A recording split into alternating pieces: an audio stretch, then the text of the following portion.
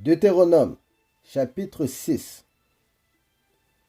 Or, voici les lois, les statuts et les règles que l'Éternel votre Dieu m'a ordonné de vous enseigner, et que vous avez à suivre dans le pays dont vous allez prendre possession, afin que tu révères l'Éternel ton Dieu, en observant tous ces statuts et ces préceptes que je te transmets toi et ton fils et ton petit-fils tout le temps de votre vie, et afin que vos jours se prolongent. Tu écouteras donc Israël, et tu observeras avec soin, afin de prospérer et de multiplier sans mesure, ainsi que l'Éternel Dieu de tes pères te l'a promis, dans le pays ruisselant de lait et de miel. Écoute Israël, l'Éternel est notre Dieu, l'Éternel est un.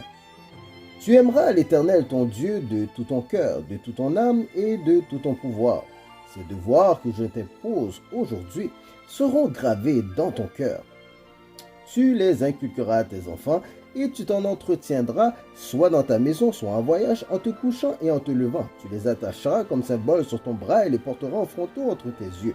Tu les inscriras sur les poteaux de ta maison et sur tes portes. Or, quand l'Éternel ton Dieu t'aura installé dans le pays qu'il a juré à tes pères, Abraham, Isaac et Jacob, de te donner, pays aux villes grandes et belles que tu n'as point bâties, avec des maisons abondantes en biens que tu n'as pas répandues, des citernes toutes faites que tu n'as pas creusées, des vignes et des oliviers que tu n'as point plantés. Quand tu jouiras de ces biens et t'en rassasieras, garde-toi d'oublier l'Éternel qui t'a tiré du pays d'Égypte d'une maison de servitude. C'est l'Éternel ton Dieu que tu dois adorer. C'est lui que tu dois servir.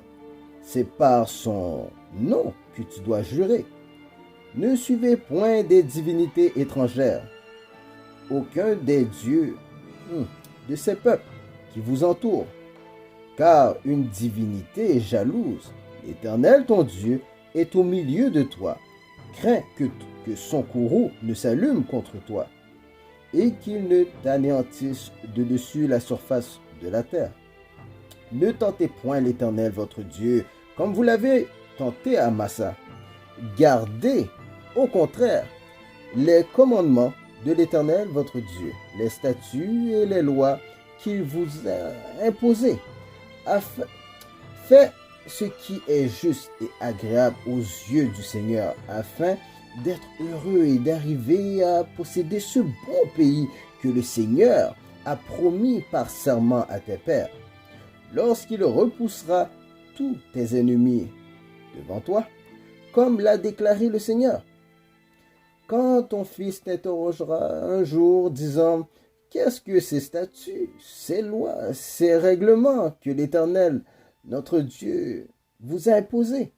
Tu répondras à ton fils « Nous étions asservis à Pharaon en Égypte, et l'Éternel nous en fit sortir d'une main puissante. Il a opéré des signes et des prodigues grands et terribles sur l'Égypte, sur Pharaon et toute sa maison, sous nos yeux.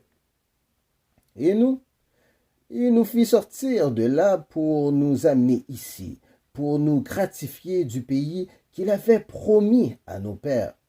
Et il nous prescrivit d'exécuter toutes ces lois, de révérer l'Éternel, notre Dieu, pour que nous fussions heureux à jamais, pour qu'il conservât nos jours, comme il l'a fait jusqu'ici.